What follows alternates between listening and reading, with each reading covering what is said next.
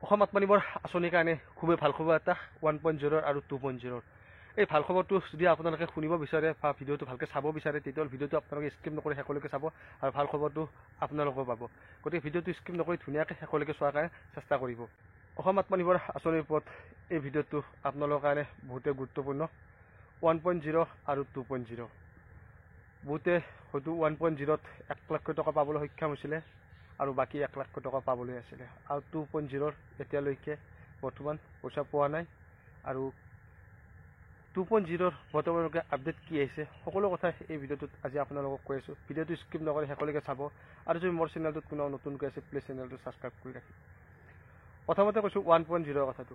1.0ত যিখিনি বন্ধু বান্ধৱী 1 লাখ টকা পাবলৈ সক্ষম হৈছিলে, বাকী আৰু 1 লাখ টকা পাবলগীয়া আছিলে, সেইখিনি আপোনালোকে কিমান তাৰিখে দিম না হিমন্ত বিশ্ব শৰ্মা ছাৰে আপোনালোক কৈছে। গতিকে আপোনালোকে অক্টোবৰত পইচাটো পাব।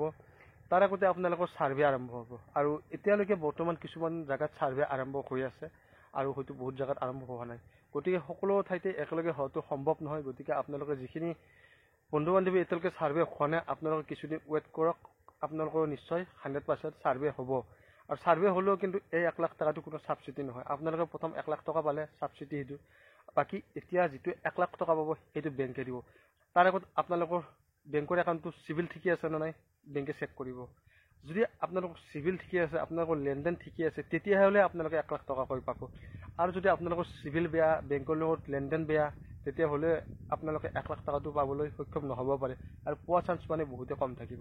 যদি আপোনালোকৰ লেনদেন বেয়া আছে, বেংকৰ চিভিল বেয়া আছে, কথাটো আপোনালোকে জানি লওক 1.0ৰ। বাকী 1 লাখ টকাটো এইটো ছাবচিডি আপোনালোকে দিব নালাগে, সকলোৱে গমে পায়। বাকী 1 লাখ টকা যিটো পাব যিখিনি বন্ধু বান্ধৱীয়ে, 1 লাখ টকাটো আপুনি ধাৰ মাৰিব লাগিব 5 বছৰ পাছত সৰু সৰু ইনষ্টলমেণ্টত।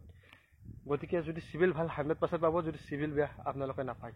বাকী 2.0ৰ মই কৈছোঁৱে অল অসমৰ যিমানকেইখন ডিষ্ট্ৰিক্ট আছে সকলোতে ফাইনেল লিষ্ট হৈ গৈছে। আৰু বহুতে সুধি আছে যে ফাইনেল লিষ্টটো ক'ত পাম, কেনেকৈ পাম। আপোনালোকক মই আগতেও কৈছোঁ যে লিষ্ট নাপায় কোনোদিন, সেইটো নাপাব আপুনি। আপুনি চিলেক্ট হ'লেও আপুনি লিষ্ট নাপাব, সেই কথাটো আপোনালোকে মনত ৰাখিব। আপোনালোকৰ চিলেকশ্যনত যদি হয় তথাপিতো লিষ্ট নাপায়, সেই কথাটো মনত ৰাখিব।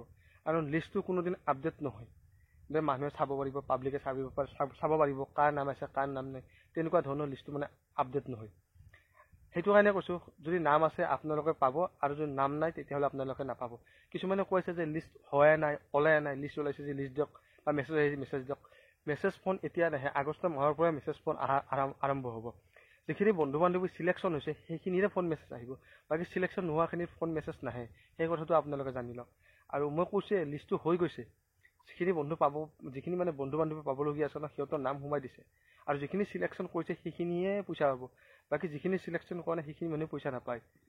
হয়তো বহুতে ভাবি আছে যে আমি চিলেকশ্যন কৰিলে কেনেকৈ গম পাম। আপোনাৰ তাত যদি ফোন মেছেজ আহে তেতিয়াহে আপুনি গম পাব যে চিলেকশ্যন হৈছোঁ বুলি। আৰু যদি চিলেকশ্যন নহয় তেতিয়াহ'লে ফোন মেছেজ আকৌ নহয়। আৰু যিখিনি বন্ধু বান্ধৱী চিলেকশ্যন হৈছে সেইখিনি গমেই পাইছে অলৰেডি, কোনে দিছে কেনেকৈ পাইছে সকলোখিনি গমেই পাইছে। আৰু যদি ইমানখিনি আপোনালোকক জানিবলৈ ইচ্ছা থাকে আপোনালোকে হোৱাটছআপ গ্ৰুপটো জইন হ'ব, মই তাত আপোনালোকক কিছু কথা কৈ